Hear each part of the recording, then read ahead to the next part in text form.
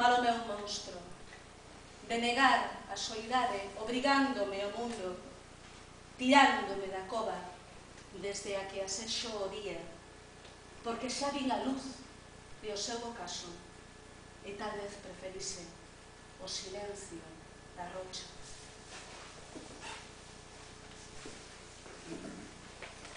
Por que nos condos que guardabas eu era devorada? Por que na imaxe do amor puro a moza estaba morta? Por que no mito que te fiches urdiches o abandono? Por que no afán de posuirme cegaches os meus ollos? Mírame agora que son silencio, eternidade. Mira o meu corpo branco, case azul na quietude. Son Ofelia, de novo aboiando nas augas, arrastrada na historia dun mundo a túa imaxe. Ofelia case azul, xa para sempre muda, inmóvil perfección do obxecto posuído. Ergue a man, Ofelia, esa man que ainda leva o sangue, a pel, a proba do delirio cobarde. Como se pode amar o camiño da morte? Como se pode amar o silencio do medo? Que non é amor ese velo de sombra. Non é amor a negación do soño. Non é amor o desprezo estridente. Non é amor a voz que todo cala.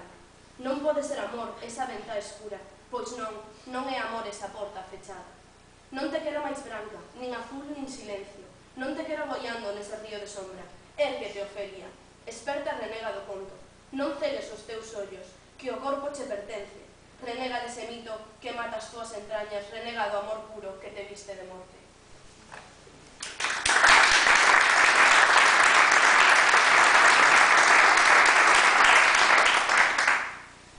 Falemos da intención, de como se construe unha imaxe deforme, de como se colocan sobre a boca fechada calumnias ignoradas, de como unha presenza é un parto de odio, de como un murmurio vai formando unha lousa e apaga toda a luz que mostre a realidade.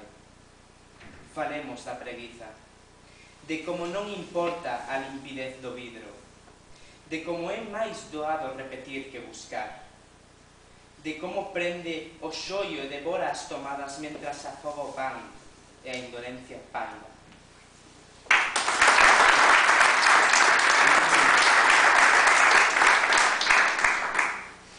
Nada foi suficiente.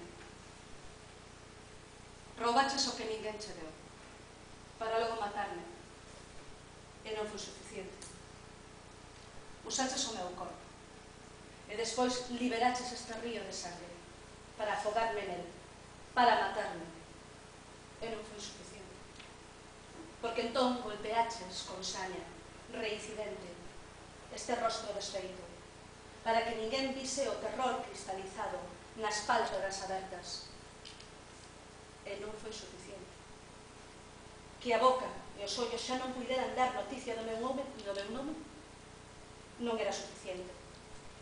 E non foi suficiente borrar a vontade, a vida, borrar a identidade, que fora testemunha. Non era suficiente. E un a un, cortaches cada dedo. Cada uña cortaches. As uñas que guardaban as probas do teu crime. E non foi suficiente. E non foi suficiente. E non foi suficiente porque prendiches lume o que de min quedaba. O que de min quedaba para que non quedara nada. Nada do que eu fora. Te imaches en borrarme, anularme, desaparecerme. E non foi suficiente. E non foi suficiente.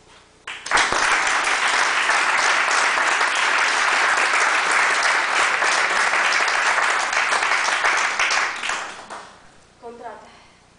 Benvido a miña morte. Adiante. Excusas presentarte. Hai anos que sei de ti.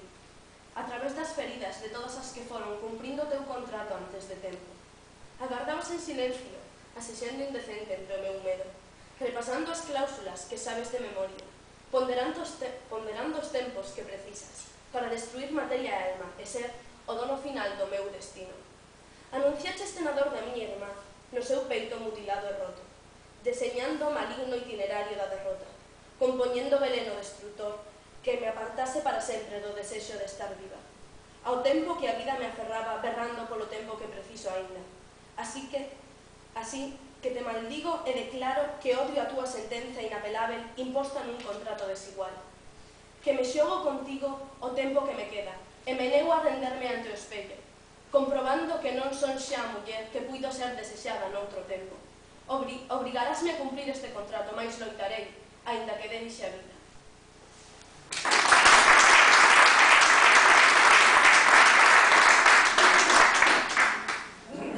Dor tanxível que me abrasa, aquilíneas feridas que delatan, que confesan, que revelan toda esta dor que no peito pesa, esmaga, fere.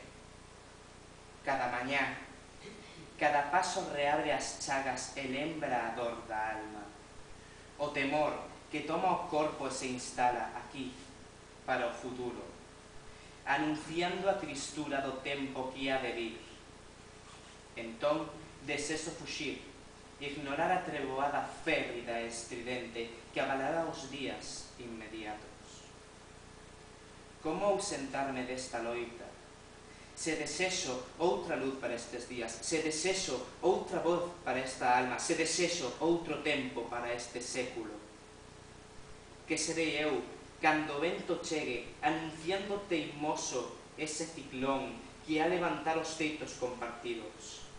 Peor será o silencio cauteloso que repare o esforzo clandestino ou o trebón cincento que derrube a vista dos cobardes o edificio. Por que me does xa tempo cativo? Deixa que a dor sexa dor tanxível das chagas que me abrasan e se abren.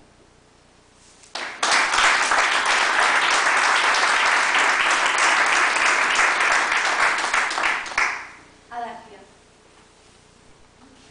Non es Nausica, mais vas tecendo días largos como a rede que rescatas o fracasado aventureiro bébero. Abriga o seu corpo. Alimenta a fame de amor que teima en afogarse tinxida do sangue ácido dos ácidos. O náufrago resístese. Non quere regresar ao seu reino abandonado, teima en escoitar a chamada homicida das sereas. Clama polo mar. Convoca o salitre das amuras, érguese sobre unha gamela apodrecida e persegue o naufraxio e a tormenta. El quere afogar na compaixón eterna de si mesmo, e non ve que o fracaso agarda tra a porta en que remata o día. E ti non és o engado de Atenea, para un rei insaciável de gloria é soamente ti, nin moza nin branca, aínda que si tes fermosísimos ollos e a forza incalculável dunha vontade feita na alerta da osa deitando os seus fillos. A Dártia camiñando sobre as rúas que levan as tabernas escuras en que morren os ollos e a cobardía paira en todos os alentos. De onde ven a forza coa que entras dereita e prende no silencio nas miradas rendidas para agarrar o lastre dunha man que se afunde, anoada ao seu chumbo en trustura infinita, vencida para sempre na escuridade fría, áncora pesada como morte a destempo. Na túa corrente de río desbordado, recupera o corpo do mariñeiro bébero e arrastra os seus osos enchoupados en viño. Non é heroe, mais torna ao seu reino cativo, e sacasas en ocos cunha soa ventá, dúas camas e a mesa en que sempre hai un prato para a fame instalado nas sombras, mentres o século avanza eivado pola sífilis, e unha gripe voraz multiplica a pobreza. A Dártia, coa súa copa de froitos desexados, repartindo o caldo da miseria, pastoreando queixas, toda a dor que cabe no espazo da piedade. No fondo dos teus ollos hai un mar que palpita, e podes ser paciente sin gradura do náufrago que agarda ao pé de ti, salvado de si mesmo, como podes erguer co teu corpo pequeno a arca en que se salve todo o amor desesados, e un home que varou no fracaso infinito. Onde garda a forza para ese novo día, en que sairás de novo a rescatar un náufrago vencendo a galerna dun destino teimudo, asegurando as velas e gobernando o leme, para que a nao recale en escuras tabernas e recolle nun lance calculado e certeiro ese corpo de chumbo que se nega ao regreso e que persiste agónico en cavar unha tumba que acabe coas pegadas na terra. Como podes volver? Condena de rutina, a construir a luz e renovar as horas. a pesar da chegada puntual do delirio.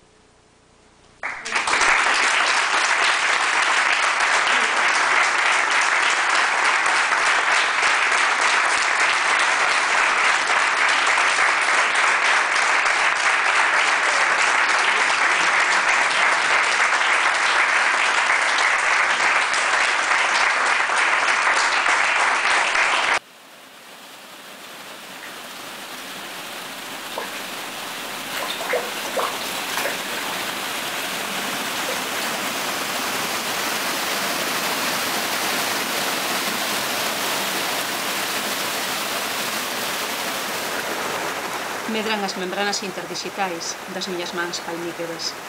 As pernas únense, seguindo o movimento que o corpo gardou en memoria do caos. No fondo da gorxa, o oxíxeno aboia, pequenas burbullas de oxíxeno que alimentan os cabelos de argazo, e mantalias finísimas como as serpes, beleza de medusa.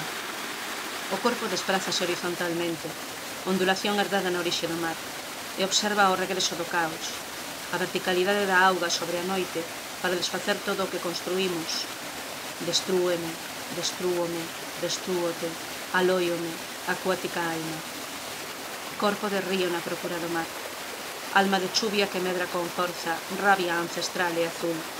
Precipítome ao val. Lanzo este corpo de chuvia sobre o río furioso para negar muiños e pontes, recuperar a terra construída, desfacernos. Destrúeme, destrúome, destrúote, alóiome, acuática alma. Medran as membranas interdigitais. Desaparece a cadeira dorida. A columna alóngase e recupera o movimento orixinal do mundo. Cabelo imantalia elongata ou correa, chuvia ou río, mar, sal, vida. Vida que nos destrúe, vida que nos dá vida. Alma de mar e area, musgo e pedra, terra e vento, cágado e ova, lama e seixe, destrúeme, destrúome, destrúote, alóiome, acuática alma.